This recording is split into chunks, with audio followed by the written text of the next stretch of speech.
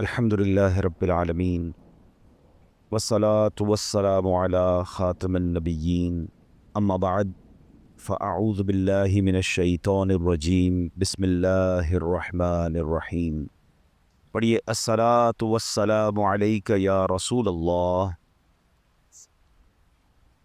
وعلى آلك وأصحابك يا حبيب الله الصلاة والسلام عليك يا نبي الله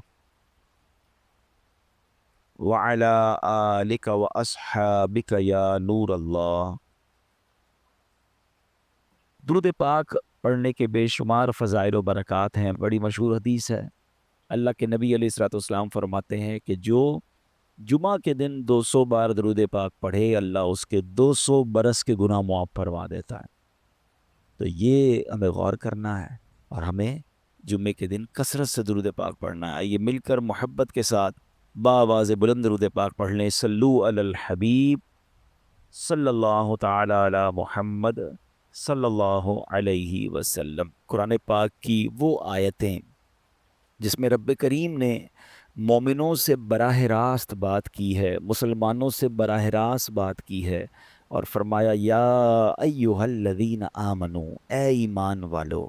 وہ ہم نے انشاءاللہ سیریز کو لے کے چلنا ہے اور ہم نے اس بیان کا یا اس ٹاپک کا نام رکھا ہے قرآن کی باتیں۔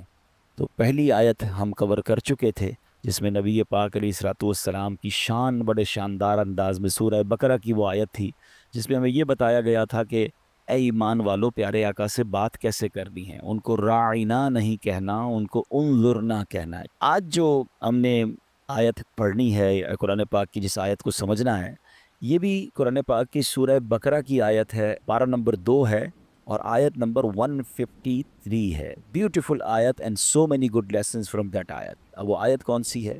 بسم اللہ الرحمن الرحیم۔ یا ایہا الذین آمنوا استعینوا بالصبر والصلاۃ ان اللہ مع الصابرین۔ ترجمہ اس کا کیا ہے؟ اے ایمان والو، صبر اور نماز سے مدد مانگو، بے شک اللہ صابروں کے ساتھ ہے۔ اب یہاں بہت خوبصورت باتیں ہمیں سیکھنی ہیں کہ صبر اور نماز سے مدد مانگو۔ قرآن ہمیں راستہ بتا رہا ہے کہ آپ کو ہیلپ چاہیے تو صبر اور نماز کے ذریعے آپ نے ہیلپ لینی ہے۔ اب اس کا مطلب یہ ہوا کہ عبادات کی ادائیگی، گناہوں سے رکنے اور نفسانی خواہشات پورا نہ کرنے پر صبر کیا جائے۔ اور نماز چونکہ تمام عبادات کی اصل ہے، اہل ایمان کی معراج ہے، اللہ اور بندے کے درمیان ایک بیوٹیفل کانٹیکٹ ہے، تو اس لیے اس سے بھی مدد طلب کرنے کا حکم دیا گیا ہے۔ یہ بھی یاد رہے کہ بدن پر باطنی اعمال میں سب سے سخت صبر ہے اور ظاہری اعمال میں سب سے مشکل نماز ہے۔ یہ بڑی اہم بات ہے۔ کچھ اعمال وہ ہیں جن کا تعلق دل سے ہوتا ہے، انسائٹ ہوتا ہے۔ انسائٹ اعمال میں سب سے مشکل کام کیا ہے؟ صبر کرنا۔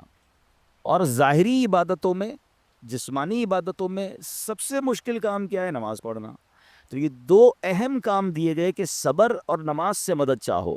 اچھا، اب ہم دیکھتے ہیں کہ صبر اور نماز سے مدد ملتی کیسے ہے اور سرکار دو عالم صلی اللہ تعالیٰ علیہ وسلم کا اس میں کیا معمول تھا، اب ذرا سنیے گا۔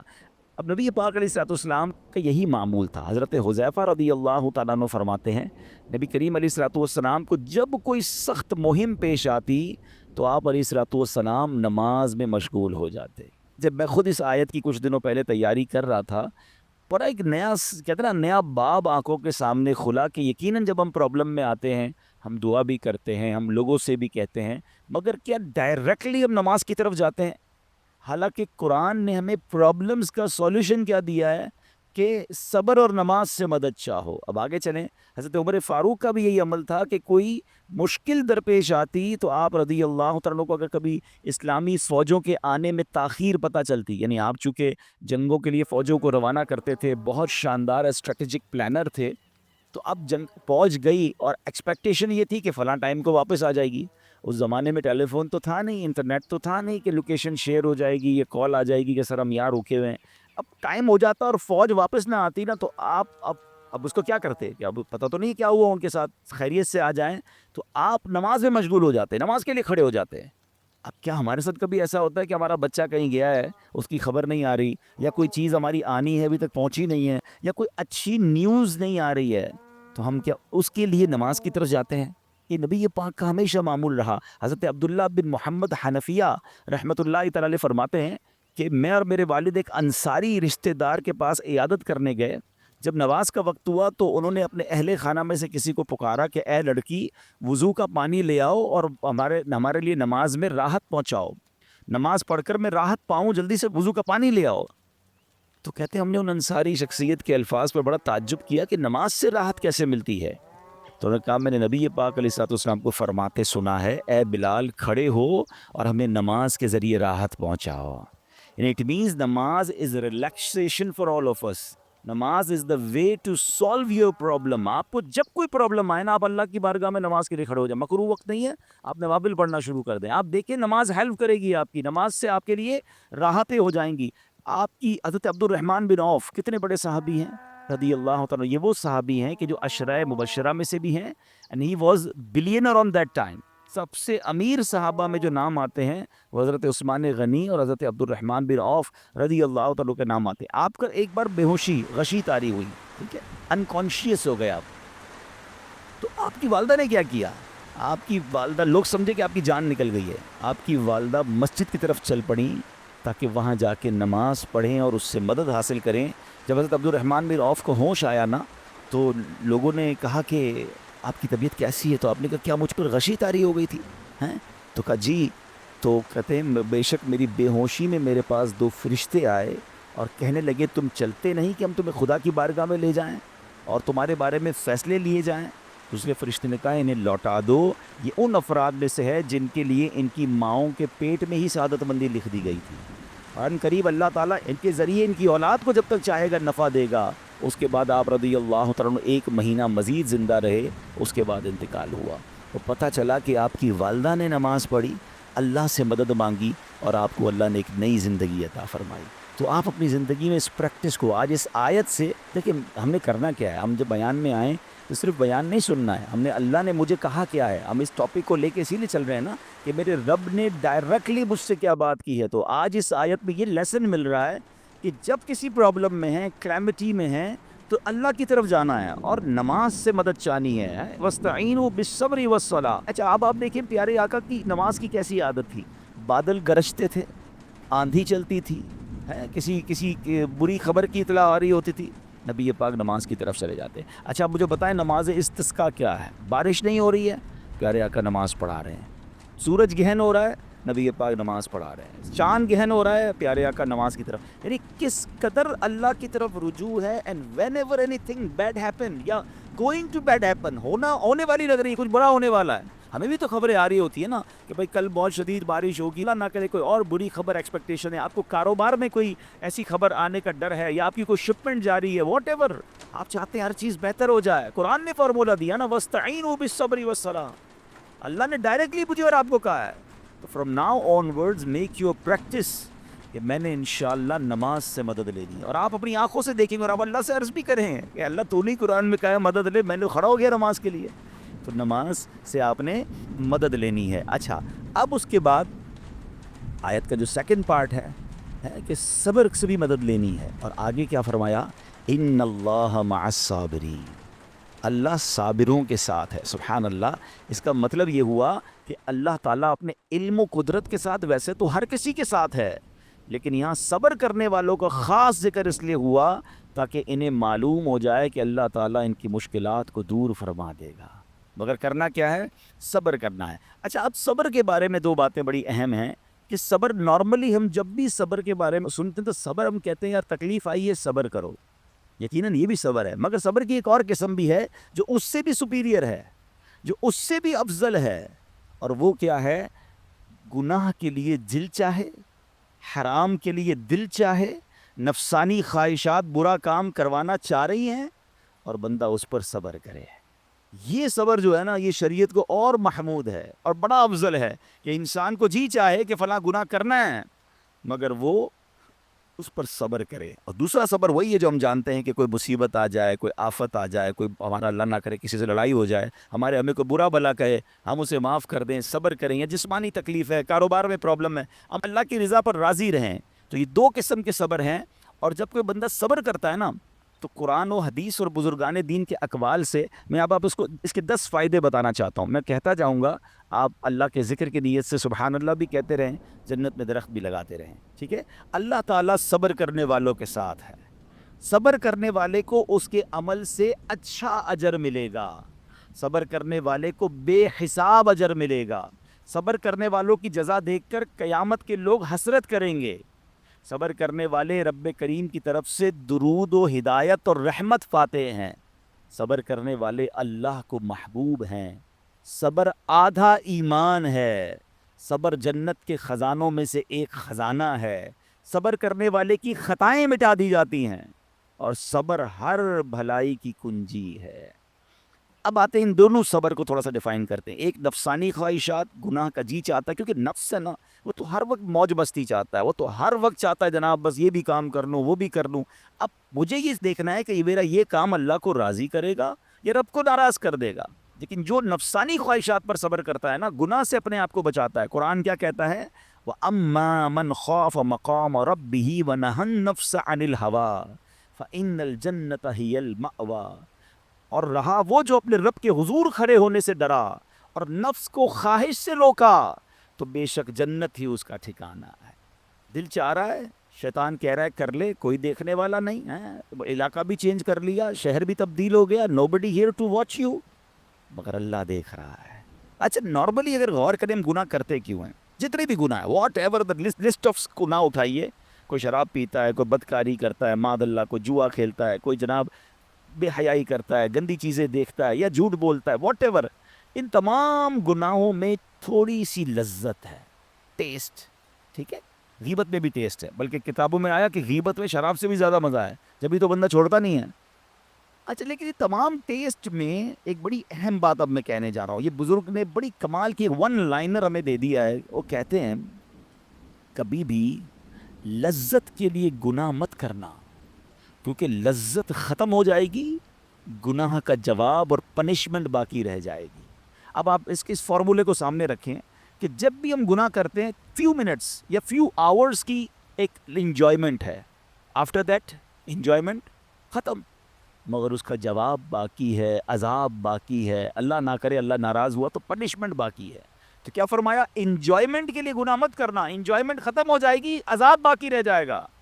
اور اگلا سینٹنس کتنا خوبصورت ہے, فرماتے کبھی بھی تکلیف کی وجہ سے نیکی مت چھوڑنا, تکلیف ختم ہو جائے گی, اجر باقی رہ جائے گا. اب مثال دیتا ہوں, اس کے 2-3 ایگزامپل سمجھیے. گناہ کی ایگزامپل تو آپ سمجھ گئے کہ کوئی بھی تھوڑی دیر کا گناہ کرتا ہے, لذت پاتا ہے, وہ گناہ ختم, عذاب باقی.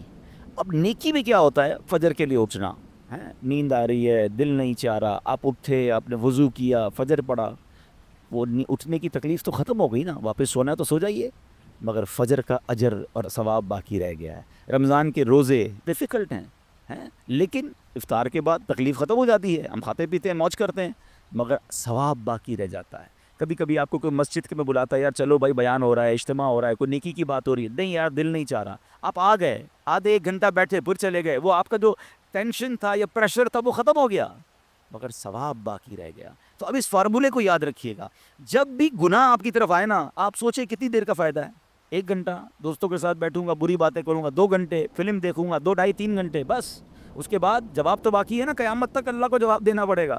نہیں یار مجھے انجوائمنٹ کے لیے گناہ نہیں کرنا ہے. اور جب کوئی نیکی کا کام آئے اور آپ کو لگے یار دل نہیں چاہ رہا, مزہ نہیں آ رہا, بوریت ہوگی, چھوڑنا یار, تو بندہ سوچے کتنی دیر کی نیکی ہے, آدھے گھنٹے کی, 1 گھنٹے کی, بس 2 گھنٹے کی, اور ثواب باقی رہ جائے گا. Let's do it. اگر یہ بات سمجھ آ گئی نا آپ کو, تو انشاءاللہ دیکھیے گا گناہ سے بچنا اور نیکیاں کرنا آسان ہو جائے گا. تو اب کیا فرمایا قرآن نے کہ جس نے اپنے نفس کو روکا, کیا خوبصورت آیت ہے, وَأَمَّا مَنْ خَافَ مَقَامَ رَبِّهِ وَنَهَى النَّفْسَ عَنِ الْهَوَىٰ. اب رہا وہ جو اپنے رب کے حضور کھڑے ہونے سے ڈرا اور نفس کو خواہش سے روکا, تو بے شک جنت ہی اس کا ٹھکانہ ہے. اور ایک اور جگہ کمال سے فرمایا, وَلِمَنْ خَافَ مَقَامَ رَبِّهِ جَنَّتَانِ. مبارک ہو ان کو جو اللہ سے ڈرتے ہیں نا, صبر کرتے ہیں, گناہ نہیں کرتے, رک جاتے ہیں. قرآن کہتا ہے جو اپنے رب کے حضور کھڑے ہونے سے ڈرے, اس کے لیے 2 جنتیں ہیں, 1 نہیں 2 جنتیں ہیں. سورہ رحمان کی آیت ہے. تو پتہ چلا کہ نفس کو روکنا یہ آسان بھی نہیں ہے. ہاں دل بہت چاہتا ہے, مگر یہ صبر جو ہے نا، ان اللہ مع الصابرین کا جو معراج ہے، جو ٹاپ آف دا لسٹ صبر ہے، وہ یہ صبر ہے۔ اچھا اب آتے ہیں ایک اور صبر کی صورت کہ اب آپ کو کسی نے غصہ دلا دیا، برا بھلا کہا، یا آپ کے مزاج کے خلاف بات ہو گئی، اب آپ نے روکنا ہے اپنے آپ کو، اب غصے کا اظہار نہیں کرنا، لڑائی نہیں کرنی، گالی کا جواب گالی، اینٹ کا جواب پتھر، انگریزی کا مقولہ ہے نا ٹٹ فور ٹیٹ، جیسے کو تیسا، یہ ہماری شریعت ہمیں نہیں سکھاتی۔ اچھا آج کل کسی کو کہو نا یار اب کیوں یار لڑائی کر رہے ہیں بھائی، میں جواب نہ دوں تو لوگ سمجھیں گے کمزور آدمی ہوں، مجھے اپنا روب بھی تو رکھنا ہے، میں بھی تو پتہ چلے کون ہوں، اپنا بتاؤں تو صحیح کون ہوں۔ سچی بات بتائی کیا ہے، جو ٹٹ فور ٹیٹ کرتا ہے، گالی کا جواب گالی سے دیتا ہے نا، وہ واقعی بتا دیتا ہے وہ کون ہے، وہ اپنا تعارف کروا رہا ہوتا ہے کہ یہ بھی ایسا ہے، میں بھی ویسا ہی ہوں، او بھائی۔ اچھا پھر ایک اور عجیب جملہ بڑا مشہور ہے آج کل، جناب ہم شریف کے ساتھ شریف ہیں، ہم بدماش کے ساتھ بدماش ہیں۔ مجھے آج تک سمجھ نہیں آئی یہ کون سا بٹن لگا ہوا ہے آپ کے اندر کہ شریف کے ساتھ آپ شریف ہو جاتے ہیں، بدماش آتا تو آپ بھی بدماش ہو جاتے ہیں۔ جناب والا شریف آدمی شریف کے ساتھ بھی شریف ہوتا ہے، بدماش کے ساتھ بھی شریف ہوتا ہے، جب بھی تو وہ غلط آدمی اچھا ہوگا نا۔ نبی پاک علیہ الصلوۃ والسلام نے گالیاں سن کر دعائیں دی ہیں، پتھر برسانے والوں کو بھی دعائیں دی ہیں، مگر ہم تو تیار ہی رہتے ہیں یار میں بتاؤں گا اس کو میں کون ہوں، ایک گالی دی ہے میں اب اس کے ساتھ پشتوں کو گالیاں دوں گا، تو پھر آپ بھی ویسے ہی ہوگا نا جناب۔ حدیث پاک کیا ہے، who is more stronger, who is more powerful؟ اللہ کے حبیب علیہ الصلوۃ والسلام فرماتے ہیں کہ بہادر وہ نہیں، یہ بخاری شریف کی حدیث ہے، بہادر وہ نہیں جو پہلوان اور دوسرے کو پچھاڑ دے، بلکہ بہادر وہ ہے جو غصے کے وقت اپنے آپ کو قابو میں رکھے۔ اصل بہادری یہ ہے۔ تو اگر آپ نے واقعی صبر سے مدد لینی ہے، ان اللہ مع الصابرین کا مجدہ لینا ہے، تو بدلے نہیں لینا ہے، معاف کرنا ہے۔ ذرا مل کر میرے ساتھ شب قدر کی دعا دہرائیے گا، اللہم انک عفو کریم تحب العفو فاعف عنی، اللہم انک عفو کریم تحب العفو فاعف عنی، اللہم انک عفو کریم تحب العفو فاعف عنی۔ What is the meaning? اس دعا کا معنی کیا ہے؟ اللہم انک عفو، اے اللہ تو معاف کرنے والا ہے، تحب العفو معافی کو پسند کرتا ہے، فاعف عنی اللہ مجھے بھی معاف کر دے۔ ہم کیا کہہ رہے ہیں اللہ سے، اللہ مجھے معاف کر دے اور میرے سارے اگلے پچھلے گناہ معاف کر دے، مگر دیر از اے کوسچن، آپ نے معاف کر دیا سب کو؟ بندہ کہتا ہے میں تو انتظار میں بیٹھا ہوں، میں تو موقع کی تلاش میں، بس موقع ملے پھر بتاؤں گا میں کون ہوں، ہاتھ میں آ نہیں رہا بندہ، ٹرائی کر رہا ہوں کسی جگہ آ جائے، بس کوئی اس کے پیسے ویسے آ جائیں، کوئی اس کا معاملہ میرے پاس آ جائے، بس پھر دیکھو کیا کرتا ہوں۔ بیٹھتے اس انتظار میں بیٹھے بہت سارے لوگ، کمال ہے یار، یعنی دشمنیاں پالی ہوئی ہیں، رشتہ داریاں کاٹی ہوئی ہیں، دوستوں کے پاس جا نہیں رہے ہیں، میاں بیوی میں لڑائی ہے، ایک سوری کے لیے بیوی گھر بیٹھی ہے، وہ کہتی شوہر سوری کہہ دے تو میں آ جاؤں گی، شوہر کہتا ہے بیوی معافی مانگ لے تو میں لے آؤں گا۔ ارے بھائی کوئی بھی آگے بڑھ کے معافی کر لو بھائی، اللہ سے معافیاں مانگ رہے ہو، بندوں کو معاف کرنے کے لیے کوئی تیار نہیں ہے۔ مجھے خود بتائیں نا یہ کیسی دعا ہے کہ اے اللہ تو مجھے معاف کر دے، میں نے کسی کو معاف نہیں کرنا، یہ بنتی ہے دعا؟ اللہ سے پتہ کیا کہیں، اے اللہ میں نے بندہ ہو کر تیرے سارے بندوں کو معاف کر دیا ہے، تو سب سے بڑا معاف کرنے والا ہے نا، اللہ تو بھی مجھے معاف کر دے۔ Look at the way to talk, یہ مزہ ہے نا بات کرنے کا، پھر دعا کرنے کا لطف بھی آئے گا آپ کو۔ تو دشمنیاں نہ رکھیں، غصے پر قابو پائیں، معاف کریں۔ ایک حدیث سن لیجئے، لرزا دیتی ہے، ڈرا دیتی ہے۔ اللہ کے نبی علیہ الصلوۃ والسلام فرماتے ہیں جو رحم نہیں کرتا اس پر رحم نہیں کیا جاتا، حدیث کا خلاصہ ہے، اور جو معاف نہیں کرتا اسے معاف نہیں کیا جاتا۔ اب بتائیے ہم معاف کرتے ہیں، ہم رحم کرتے ہیں، ہم کہتے ہیں اللہ ہم پر رحم کرے، ہم کسی پر رحم نہ کریں، نہیں ہوگا رحم، پہلے اپنے اندر تو لائیے یہ باتیں۔ اب ایک آیت سنیے گا، اس کے تحت ایک واقعہ، اور پھر میں بیان کو کنکلوڈ کرتا ہوں۔ اللہ کریم ارشاد فرماتا ہے الذین ينفقون فی السراء والضراء والکاظمین الغیظ والعافین عن الناس واللہ یحب المحسنین۔ قرآن میں رب فرماتا ہے وہ جو خوشحالی اور تنگ دستی میں اللہ کی راہ میں خرچ کرتے ہیں۔ یہ بڑی خوبصورت بات ہے، یہ غریب اسلامی بھائیوں کے لیے بھی مدنی پھول ہے۔ امیر تو خرچ کرتا ہے نارملی، غریب خرچ نہیں کرتا اللہ کی راہ میں۔ ہمارے قبلہ مفتی قاسم صاحب نے تفسیر قرآن صراط الجنان میں ایک بڑی پیاری بات لکھی۔ آپ کہتے ہیں پوری دنیا کے امیروں کا سروے کر لینا، ان کی جو پیسے بڑھنے کی ایک وجہ یہ بھی ہوتی ہے کہ وہ کہیں نہ کہیں چیریٹی کر رہے ہوتے ہیں، مدد کر رہے ہوتے ہیں، وہ مدد اور وہ نیکی ان کے پیسے بڑھا رہی ہوتی ہے۔ اور پوری دنیا کے غریبوں کا سروے کریں تو ان میں سے بڑی تعداد وہ جو خرچ ہی نہیں کرتی اللہ کی راہ میں، کہتے ہیں ہم کیا خرچ کریں، ہم تو غریب ہیں، ہم پر لوگ خرچ کریں۔ میں آپ کو فارمولہ دے رہا ہوں اور یہ قرآن سے دے رہا ہوں، ہیں جو تنگی میں بھی اللہ کی راہ میں خرچ کرتے ہیں، جو خوشحالی میں بھی خرچ کرتے ہیں. آپ تنگی میں آپ روپیہ خرچ کریں، یہ نہیں کہتے آپ 10,000 روپے خرچ کریں، جتنی آپ کی حیثیت.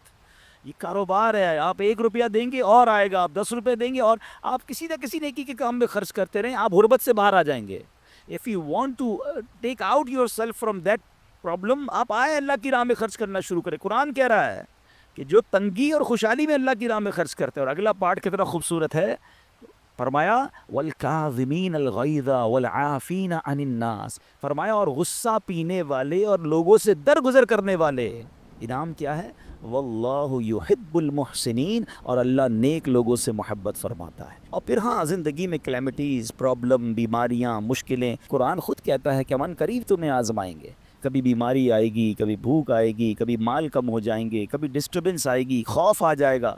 تو بی ریڈی فار دیٹ، صبر کرنا ہے، کیونکہ اللہ نے فرمایا وبشر الصابرین، صبر کرنے والوں کے لیے خوشخبری ہے.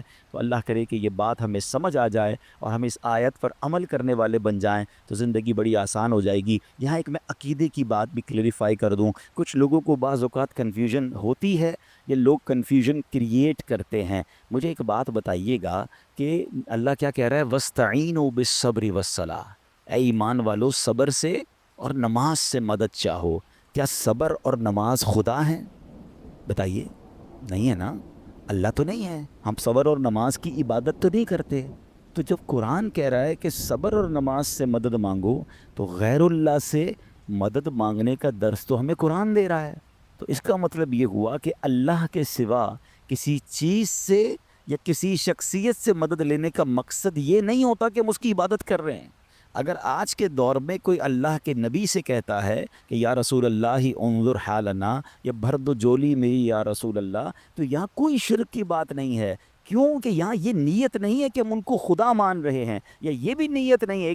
ایک عقیدہ کلیئر کر دیتا ہوں. پوری دنیا میں عاشقان رسول کا یہی عقیدہ ہے کہ کوئی نبی، کوئی صحابی، کوئی ولی اپنی طرف سے کسی